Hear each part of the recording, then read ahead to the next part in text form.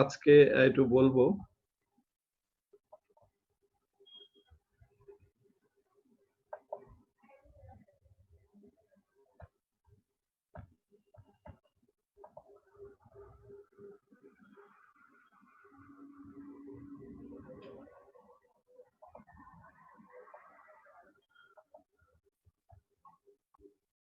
তোমরা কি স্ক্রিন দেখতে পাচ্ছ? আচ্ছা, থ্যাংক ইউ। তো আমরা আজকে একটু নিউরোলজিক্যাল কেস নিয়ে একটু ডিসকাস করব। এটা মোটামুটি ভাবে বেশ কঠিন বলেই সবাই আমরা মানে মনে করি যে বেশ কঠিন একটা অংশ। আসলে একটু বেশি প্র্যাকটিস দরকার হয় এবং একটু বেশি সময় ব্যয় করতে হবে এই নিউরোলজিক্যাল কেসগুলোর তে, তাহলে একটু মানে দেখবা যে অত কঠিন মনে হবে না, সহজই মনে হবে। পরীক্ষার জন্য অনেকভাবেই আসতে পারে। যেমন ধরো লোয়ার লিম্ব এক্সামিনেশনটা বেশি আসে তোমাদের। লোয়ার লিম্বের হয়তো বলবে যে সেন্সরি এক্সামিনেশন করো, সেন্সরি সিস্টেম কিংবা মোটর, কিংবা এক্সামিন দি লোয়ার লিম্ব এরকম বলতে পারে। আপার লিম্বটা থাকে, কম থাকে, তবে থাকতে পারে। অথবা এরকম বলতে পারে লুক এট দ্য লেগস, হ্যাঁ, বা leg, what is your finding, হয়তো এখানে ওয়েস্টিং ফাসিকুলেশন এগুলো থাকতে পারে। অথবা বলতে পারে এক্সামিন দ্য হ্যান্ডস, সেখানে হয়তো ওয়েস্টিং থাকতে পারে, ক্ল হ্যান্ডস থাকতে পারে। টক টু দ্য পেশেন্ট বলতে পারে, হ্যাঁ, অল্প তো শর্ট কেস মানে খুব ছোট একটা ফাইন্ডিং, অল্প একটু জায়গার মধ্যে তোমাকে কনসেন্ট্রেট করবে। দেয়ার মে বি ডিজার্ট্রিয়া, ডিসফেশিয়া বা হোর্সনেস অফ দ্য ভয়েস থাকতে পারে। অথবা বলতে পারে লুক এট দ্য পেশেন্ট, হয়তো হোয়াট ইজ ইউর ডায়াগনোসিস, হয়তো সেই পেশেন্টটা পার্কিনসন্স ডিজিজের পেশেন্ট, সেখানে হয়তো ট্রেমর থাকতে পারে কিংবা সাম ইনভলন্টারি মুভমেন্ট থাকতে পারে, সেটা তুমি দেখবে। অথবা বলতে পারে examine this patient's third, fourth and sixth cranial nerve, অথবা বলতে পারে সেভেন্থ ক্রেনিয়াল নার্ভটা এক্সামিন করো। সেভেন্থ ক্রেনিয়াল নার্ভটা খুব কমনলি দেওয়া হয় because it's common. Look at the face, what do you think is the diagnosis, হয়তো বেলস পলসি থাকতে পারে। Occasionally the examiner may ask examine the legs or lower limb, এটা শুধু নিউরোলজিক্যাল এক্সামিনেশন না, এজ এ হোল তোমার leg examine করবে, including দি neurological system examination. তো আজকে এখান থেকে আমি তোমাদেরকে মোটামুটি ভাবে এই লোয়ার লিম্ব এক্সামিনেশন, যেটা খুব কমনলি থাকে, এবং ফেশিয়াল নার্ভ, এই দুটো জিনিস আমরা একটু কনসেন্ট্রেট করব।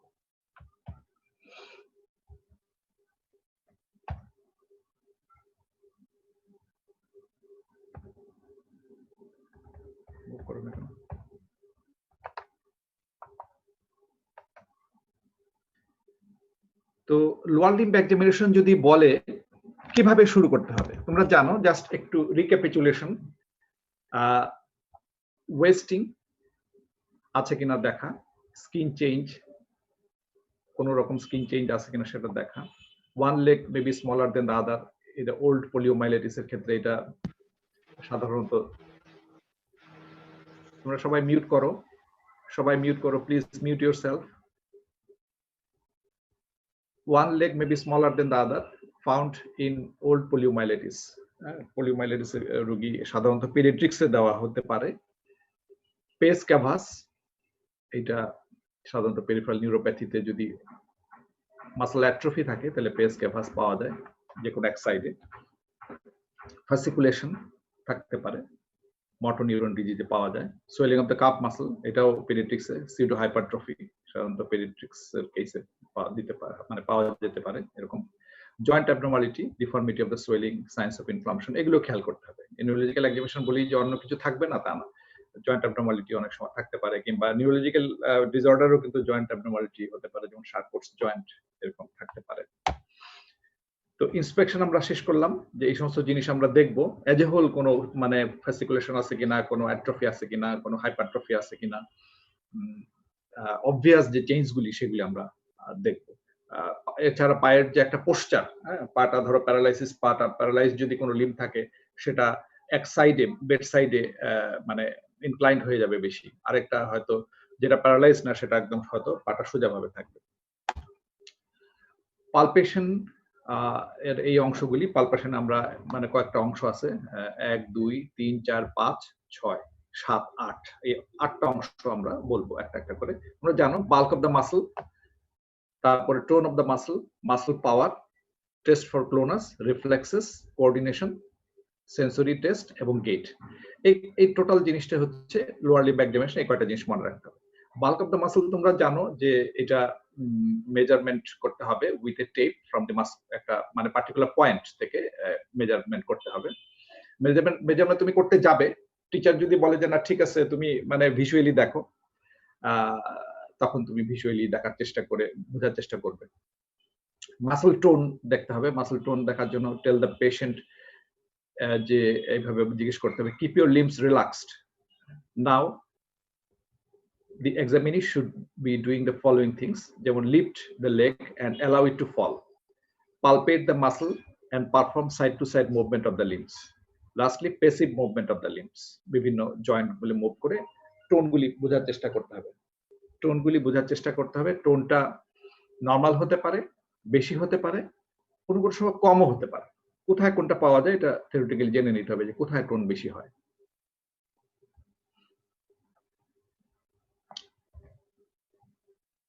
টোন কোথায় কোথায় বেশি হয় একজন বলো দেখি, টোনের অ্যাবনর্মালিটি গুলো কি কি? একজন একটু আনমিউট করে একটু বলো দেখি।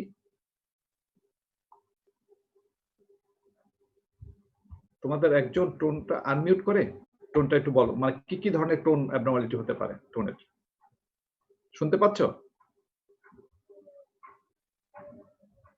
Sir হাইপারটোনিয়া, hypotonia.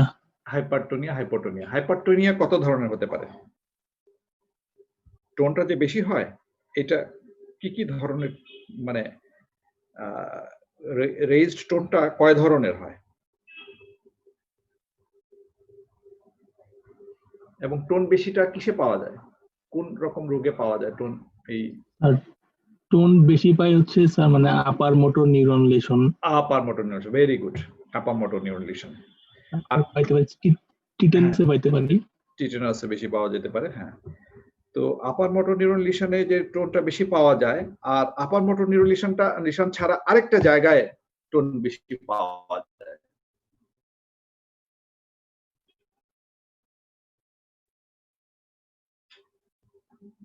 নিউরোলজি পার্কিনসন্স, তাই না? এখানেও কিন্তু টোন বেশি পাওয়া যায়। এখন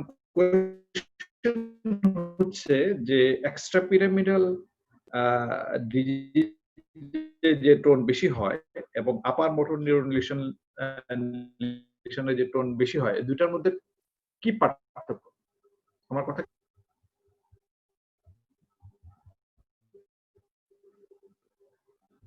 একজন বলো দেখি, কেউ জানলে। স্যার আপার পিরামিডাল লেশনে স্যার হচ্ছে এখানে স্পাস্টিসিটি থাকে। যে আপার মোটর নিউরন লিশনে যে রেইজড টোন সিটি থাকবে, মানে স্পাস্টিক টাইপ অফ, স্পাস্টিক মানে ক্লাস নাই। এটা হচ্ছে যে যখন একটা চাকু মানে এটা মানে খোলা অবস্থা থেকে বেন্ড করে বন্ধ করতে যাব, তো এটা প্রথম দিকে খুব বেশি রেজিস্ট্যান্স লাগবে টু ক্লোজ ইট, পরের দিকে কিন্তু ইট উইল গিভ অ্যাওয়ে এবং খুব সহজেই কিন্তু এটা আমরা বেন্ড করতে পারবো। এটাকে বলে clasp knife rigidity, very typical of upper motor neuron lesion. আরেকটা কি ধরনের? ভেরি গুড, ঠিক ঠিক বলছো তুমি। আরেকটা কি ধরনের হাইপারটোনিয়া? স্যার এক্সট্রা পিরামিডাল লেশনে এখানে স্যার আমরা রিজিডিটি পাবো। Rigidity, very good. এইগুলি বলতে পারলেই তো মানে ভালো। রিজিডিটি বলা হচ্ছে যে লিড পাইপ রিজিডিটির মতো, একটা জাস্ট স্টিলের বা লোহার পাইপ পাতলা, এটাকে যদি আমি বেন্ড করতে যাই, there will be resistance, uniform resistance throughout its whole range of bending motion. তো এটাকে বলে রিজিডিটি, এবং রিজিডিটি টা হচ্ছে তোমার এক্সট্রা পিরামিডাল লিশনের টিপিক্যাল হাইপারটোনিয়ার যে ফিচারটা, হাইপারটোনিয়া। তাহলে এই জিনিসগুলি তোমরা একটু মাথায় রাখতে হবে।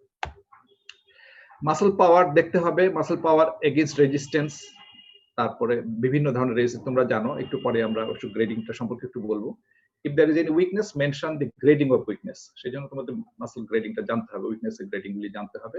টেস্ট ফর ক্লোনাস, অ্যাঙ্গেল ক্লোনাস এবং প্যাটেলা ক্লোনাস কিভাবে দেখতে হয়, খুব জেন্টলি দেখতে হবে। প্যাটেলা ক্লোনাস দেখতে গিয়ে অনেকে প্যাটেলা মানে উপরে একটু মানে একটু বেশি রাফ এন্ড রুড হওয়া যাবে না, একটু মানে পেশেন্ট যাতে ব্যথা না পায় সেই জিনিসটা দেখতে হবে। রিফ্লেক্সেস দেখতে হবে লোয়ার লিম্বের ক্ষেত্রে, আমি বলতেছি নি জার্ক, অ্যাঙ্কল জার্ক এবং প্লান্টার রেসপন্স, এগুলি প্রত্যেকটাই অ্যাবসেন্ট কিনা, নরমাল কিনা, এক্সার্টেড কিনা। এক্সার্টেড হলে আপার মোটর নিউরন লিশন, হ্যাঁ, এই দুইটা tendon jerk, deep tendon jerk. আর প্লান্টার রেসপন্স এটা ফ্লেক্সর হতে পারে, এক্সটেন্সর হতে পারে, ইকুইভোকাল হতে পারে। Equivocal carries the same significance as extensor.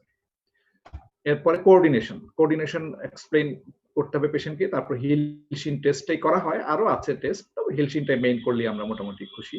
হিলশিন টেস্টটা ঠিক মতো করতে হবে, যেমন মানে তাকে বলতে হবে please raise your leg and put your heel of one leg upon the knee of the other leg and run it along the shin. Repeat the same for the other leg. এভাবে হিলশিন test করে coordination আমরা দেখি আর কি। তবে কোনো সাইডে যদি weakness পাওয়া যায়, পেশেন্ট কিন্তু এক সাইডে করতে পারবে না, সেটাও টিচারকে বলবে যে আমি এক সাইডে করা হয়েছে, আরেক সাইডে উইকনেসের জন্য করতে পারে নাই। বাস। সেন্সরি টেস্ট গুলো আমরা দেখব। লাইট টাচ, এটা কটন উল দিয়ে দেখবো, পিন প্রিক দেখবো, light touch, crude touch, vibration sense, position sense. টেম্পারেচারটা সাধারণত দেখা হয় না, টেম্পারেচার এবং ভাইব্রেশন একই ট্র্যাক দিয়ে যায়। সো আমরা যদি ভাইব্রেশন সেন্স দেখি, ওই আমরা মোটামুটি বুঝতে পারবো যে লিশনটা কোথায় আছে। পজিশন সেন্সটা কিভাবে দেখা হয় এগুলা তোমরা জানো অলরেডি। এবং লাস্টলি যদি পারা যায়, গেটটাও মনে রাখতে হবে। গেট পরীক্ষার সময় খুব বেশি এটা লাগে না, বাট যদি টিপিক্যাল গেটের কোনো পেশেন্ট পাওয়া যায় তাহলে কিন্তু দিয়ে দিবে। কাজে গেটটা জাস্ট বলবে যে notice this patient's gait and what is the comment on this gait, বা কি রোগে এই গেটটা হয় সেটা তোমাকে হয়তো বলতে পারতে হবে। যেটা বলতেছিলাম যে এই মাসল যে উইকনেসের যে গ্রেডিং, সেটা এমআরসি ক্রাইটেরিয়া অনুসারে আমরা জানো, মুখস্থ করে ফেলতে হবে এবং বেড সাইডে এটা রিপ্রোডিউস করতে পারতে হবে। Complete paralysis grade 0, A flicker of contraction only grade 1, grade 2 হচ্ছে movement is possible when gravity is eliminated or excluded by postural adjustment, মানে সাইড টু সাইড মুভমেন্ট করতে পারবে কিন্তু উপরের দিকে উঠাতে পারবে না। গ্রেড 3 হচ্ছে limb can be held against gravity but not against examiners resistance, উপরে তুলে ধরে রাখতে পারবে কিন্তু একটু রেজিস্ট্যান্স দিলেই কিন্তু আর উপরে তুলতে পারবে না। গ্রেড 4 হচ্ছে sub maximal movement against resistance, রেজিস্ট্যান্সের এগেইনস্টে পারে কিন্তু নরমাল পাওয়ার না, নরমালের চেয়ে কিন্তু কম আছে, সাব ম্যাক্সিমাল পাওয়ার। আর গ্রেড 5 হচ্ছে নরমাল পাওয়ার।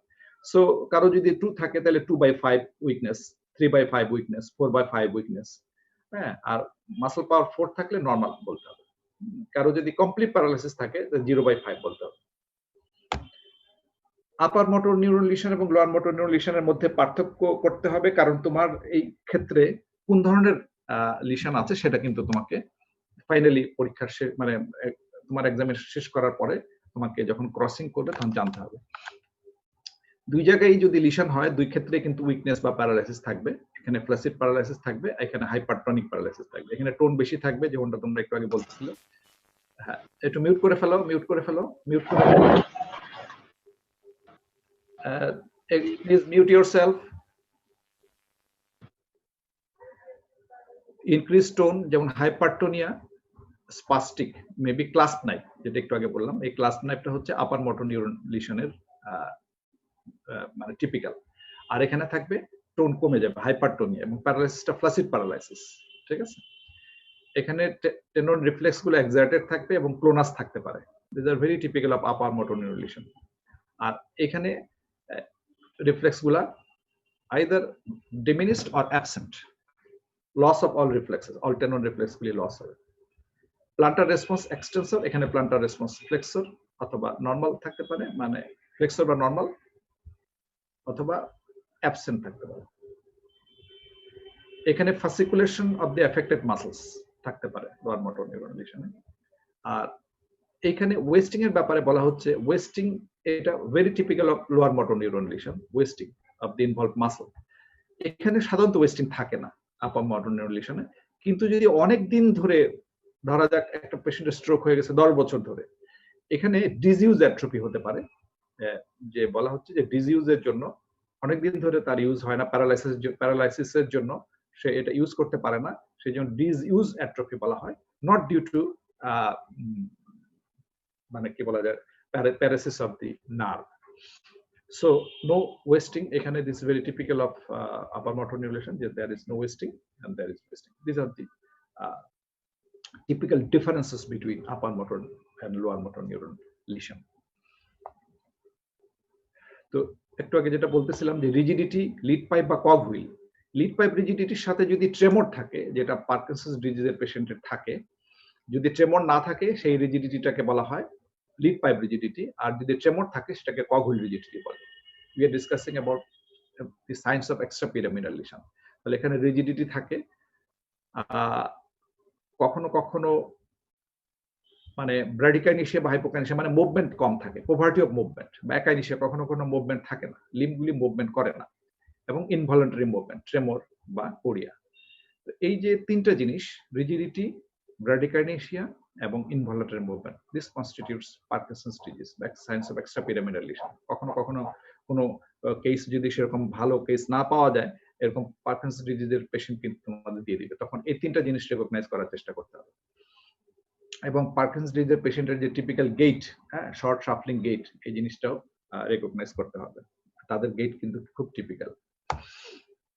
সেন্সরি এক্সামিনেশনের জন্য তোমাদের কিন্তু ডার্মাটোম ওয়াইজ পরীক্ষা করতে হবে। এই যে একটু আগে যেটা বলা হলো, এই light touch, pin prick, vibration sense, পায়ের এই প্রত্যেকটা ডার্মাটোম অনুসারে সামনে L1, L2, L3, L4, L5, এই পর্যন্ত, S1, S1 এই পাশে এবং পিছনে এরকম আছে। এই ডার্মাটোমগুলি তোমাদের খেয়াল রাখতে হবে। পেশেন্ট যখন বেড সাইডে থাকবে তখন এরকমগুলো মনে রাখতে হবে, L1, L2, এখানে প্রত্যেকটা ডার্মাটোমাল প্যাটার্নে তোমাকে কিন্তু দেখতে হবে। যদি হাতের এক্সামিনেশন করতে দেয়, সেই ডার্মাটোম সামনে থেকে এবং পিছন থেকে সেগুলা মানে মাথায় রাখতে হবে। সো ডার্মাটোমগুলি মানে একবার চেক করে নিতে হবে বারে বারে। যেমন ধরা যাক একটা কেস তোমাকে দেওয়া হলো, স্পাস্টিক প্যারাপ্লেজিয়ার একটা কেস ধরা যাক তোমাকে দেওয়া হলো পরীক্ষার সময়, তখন তুমি কিভাবে প্রেজেন্ট করবে? হয়তো এক্সামিন করার পরে প্রথমে দেখতে উইকনেস আছে কিনা, মাসল পাওয়ার তুমি দেখলে বোথ ফ্লেক্সর এবং এক্সটেন্সর মাসল গ্রুপ আর উইক, কোন গ্রেডে আছে মেনশন গ্রেড, হয়তো বললা 2/5। There is hypertonia of both muscle, both lower limbs, plus my rigidity, হয়তো কথা আছে, যেহেতু স্পাস্টিক সেজন্য আপার মোটর নিউরোলিশন। Knee এবং ankle jerk exerted with extensor plantar response on both sides. Ankle clonus is present on the, suppose right side বা left side যে কোনো সাইডে আছে বলবা। কোঅর্ডিনেশন ইম্পেয়ার্ড বা কোঅর্ডিনেশন উইকনেসের জন্য তুমি কোঅর্ডিনেশন যদি দেখতে না পারো, তাহলে বলবা যে coordination cannot be checked because of the weakness. Sensory দেখতে হবে, loss of sensation in both lower limbs থাকতে পারে, থাকলে কতটুকু পর্যন্ত লিমিট আছে সেটা দেখতে হবে, ভাইব্রেশন পজিশন সেন্স দেখতে হবে। সো তুমি তখন বলবে যে so the patient has got my diagnosis spastic paraparesis বা প্যারাপ্লেজিয়া। প্যারেসিস আর প্লেজিয়ার মধ্যে পার্থক্য কি? পরীক্ষার সময় এরকম ছোট ছোট প্রশ্ন জিজ্ঞেস করা হয় মাঝে মধ্যে, দেখা যায় তোমরা পারো না। একজন বলো দেখি, প্যারাপ্লেজিয়া এবং প্যারেসিসের মধ্যে কি পার্থক্য? প্যারেসিসে উইকনেসটা হচ্ছে কম, আর প্লেজিয়াতে হচ্ছে মানে উইকনেসটা সিভিয়ার বেশি। প্লেজিয়া মানে কমপ্লিট উইকনেস, প্যারাসিস মানে কিছুটা শক্তি আছে। হেমিপ্লেজিয়া, প্যারাপ্লেজিয়া, এই দুটোর মধ্যে পার্থক্য কি?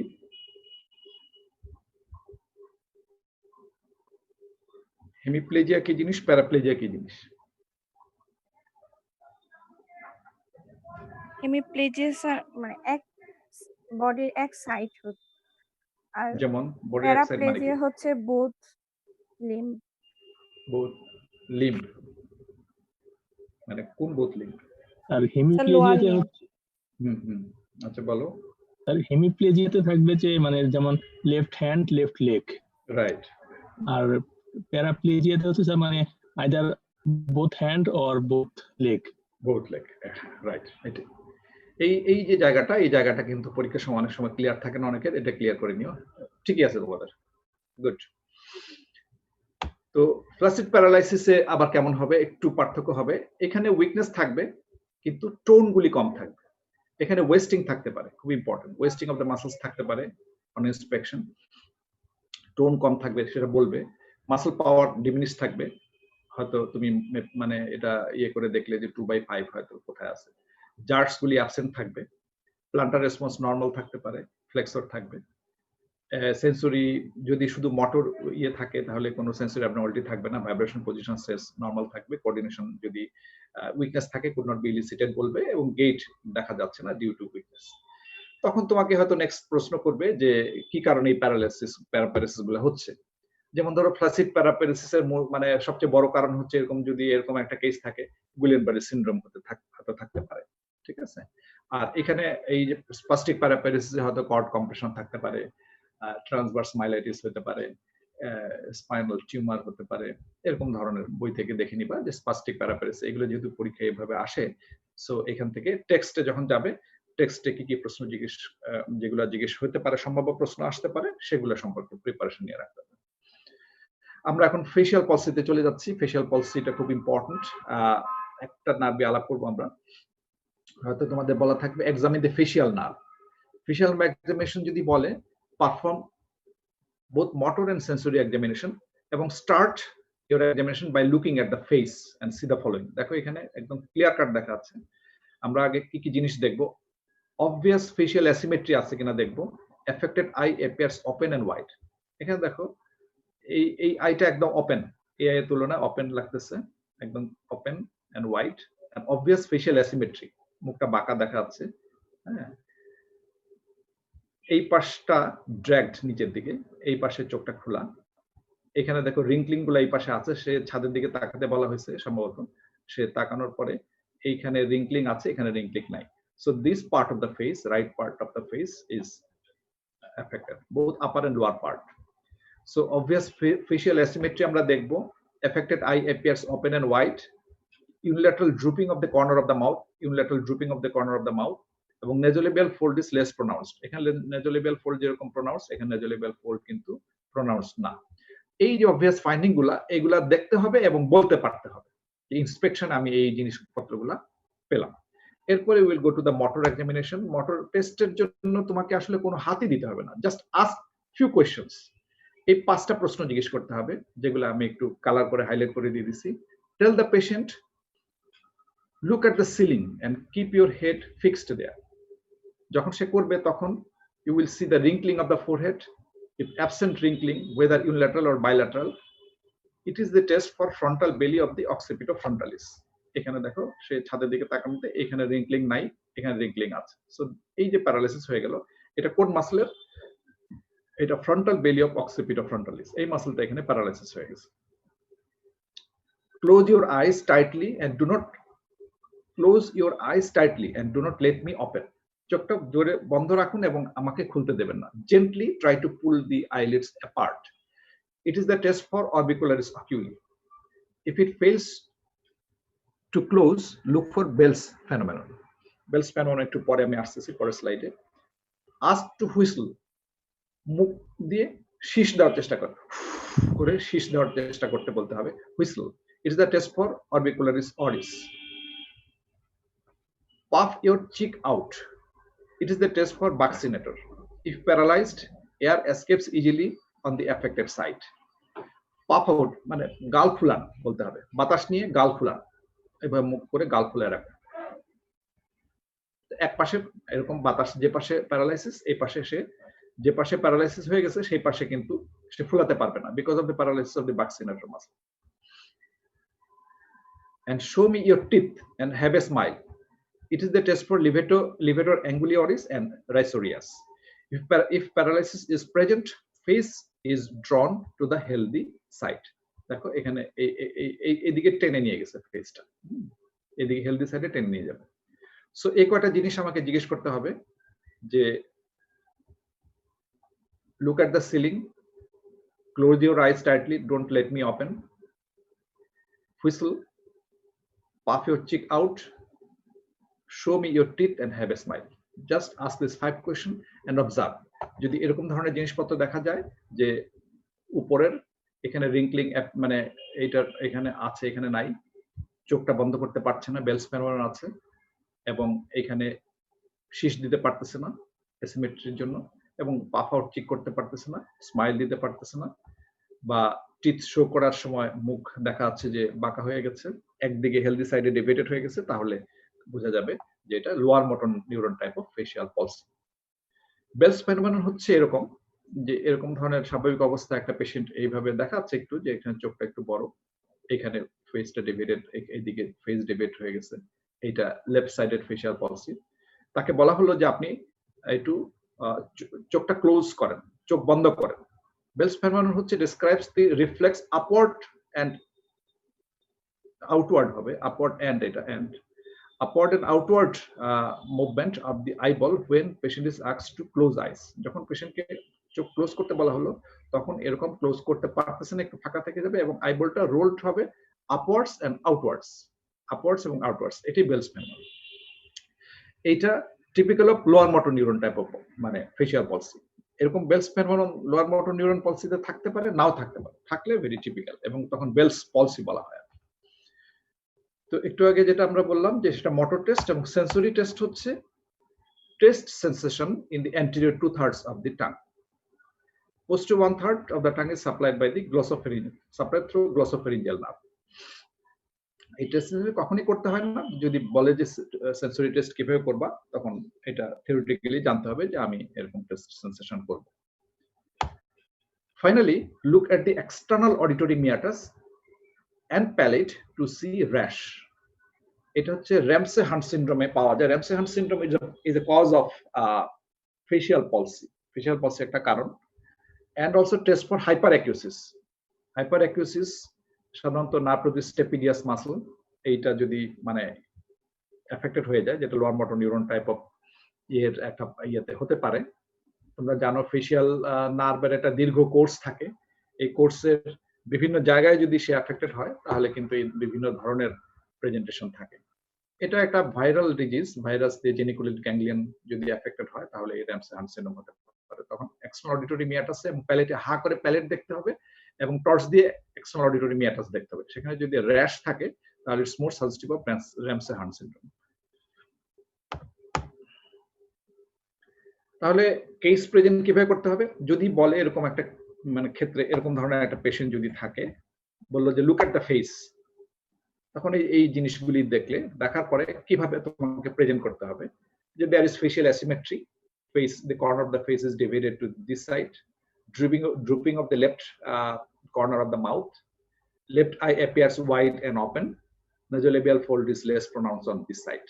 So this appears to be face মানে পরীক্ষা নিরীক্ষা না করেই শুধু দেখি মনে করবে, দেখেই যে ইমপ্রেশন হবে সেটা তুমি হয়তো you can tell that my impression is that there is actually lower motor neuron type of facial palsy বা only facial palsy on left side. তারপরে হয়তো তোমাকে বললো যে তুমি এখন পরীক্ষা করো, পরীক্ষা করার পরে এইভাবে প্রেজেন্ট করতে হবে, there is facial asymmetry, there is failure of wrinkling of the forehead on the left side, the left eye cannot be closed. On attempting to close, Bell's phenomenon is present, মানে eyeball is rolled upwards and outwards. On puffing of the cheek, there is weakness on the left side of the face, failure to whistle and smile. While showing the teeth, lips are drawn to the right side. So তখন বলতে হবে যে my diagnosis is left-sided Bell's palsy. R Bell's phenomenon যদি না থাকে, অন্য সবকিছু থাকে, my diagnosis lower motor neuron, left-sided lower motor neuron type of facial palsy, এভাবে বলতে পারো। আচ্ছা, এখন আরেকটা দেখো, যদি আপার মোটর নিউরন লিশন এরকম থাকে, ফেশিয়াল পলসির একটা কেস দিয়ে দেয়, সেখানে কিরকম থাকবে? asymmetry of the face on the right side, ধরো আছে সেটা রাইট সাইডে, wrinkling of the forehead is normal on both side, দুই সাইডে wrinkling of the forehead normal পাওয়া গেছে, তার মানে আপার পার্ট এফেক্টেড হয় নাই, normal. the patient can close the eyes properly, upper part of the face is not involved, তাহলে তার আই ক্লোজ করতে পারছে, wrinkling normal, so upper part কিন্তু normal. There is involvement of the lower part of the face as evidenced by impaired puffing of the cheek, smiling and whistling and showing teeth. Whistling, showing teeth, smiling এবং cheek, এই lower part affected হয়ে গেছে, upper part affected হয় নাই। এইভাবে case present করলে examiner বুঝতে পারবে যে হ্যাঁ, সো তখন তুমি বলবে my diagnosis is right sided upper motor neuron type of facial palsy. তখন কিছু কিছু প্রশ্ন জিজ্ঞেস করবে যেটার জন্য তোমরা প্রিপেয়ার থাকবে, যে why upper motor neuron type of lesion, what else do you want to see and why? Upper motor neuron lesion because only the lower part of the face is affected, upper part is spared. Upper part has got bilateral innervation, আমরা একটু পরে একটা ছবিতে দেখাবো তোমাদের। upper part এর innervated from both right side and left side, সেই জন্য যদি মানে আপার মোটর নিউরন লিশন হয় তাহলে only lower part is affected and upper part is spared. Upper part বলতে ওই দুইটা অংশ, যে রিঙ্কলিং এবং পেশেন্টের আই ক্লোজ করতে পারছে, এই দুইটা ফাংশন। এখানে রেলিমেন্ট এক্সামিনেশন করতে বলতে পারে, কারণ আপার মোটর নিউরন লিশন যদি থাকে এটা একা থাকে না, সাথে আরো কোনো কিছু থাকে। দেখো, I want to see if the patient has hemiplegia, ask the patient to raise arms or legs, because common cause of upper motor neuron facial palsy is CVT, মানে stroke involving internal capsule which is associated with hemiplegia.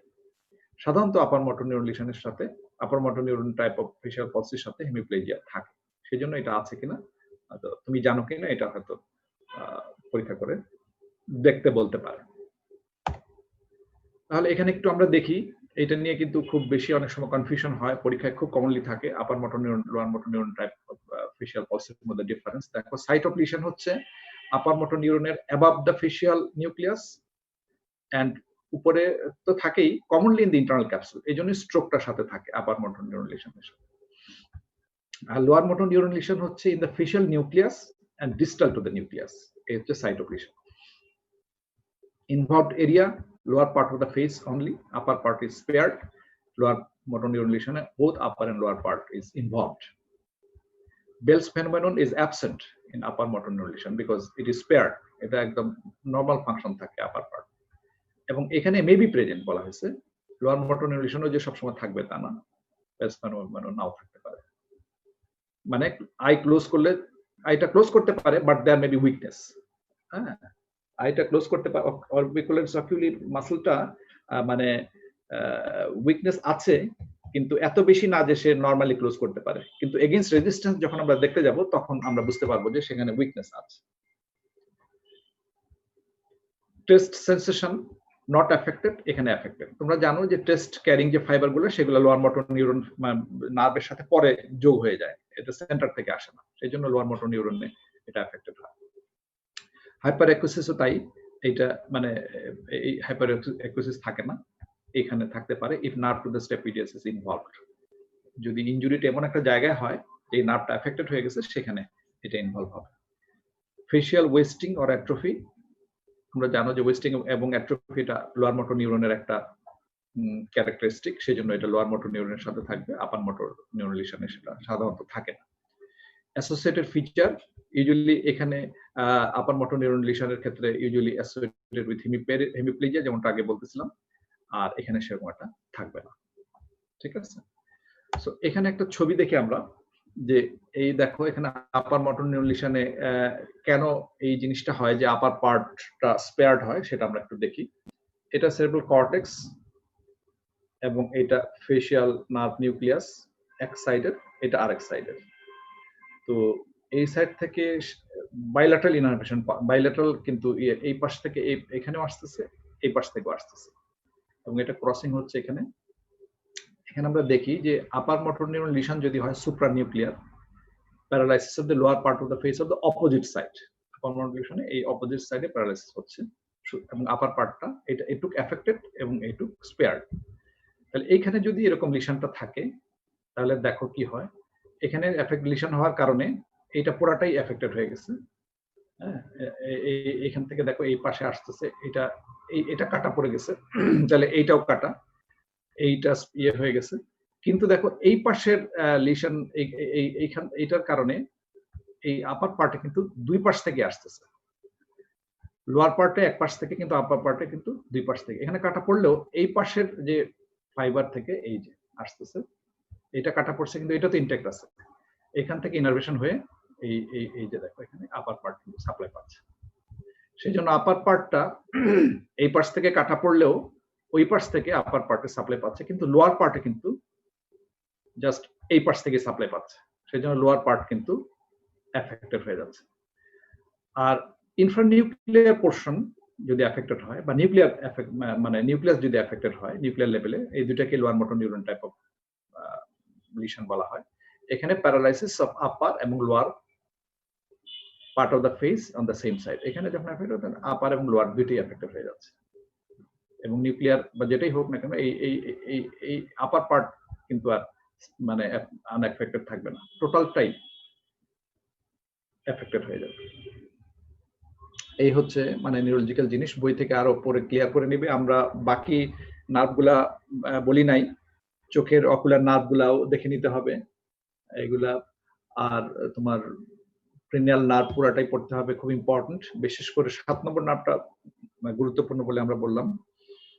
Upper limb examination দেখতে হবে, sensory, motor, jerks, এগুলা যখন তোমরা দেখার সুযোগ পাবে bed সাইডে দেখে নিতে হবে।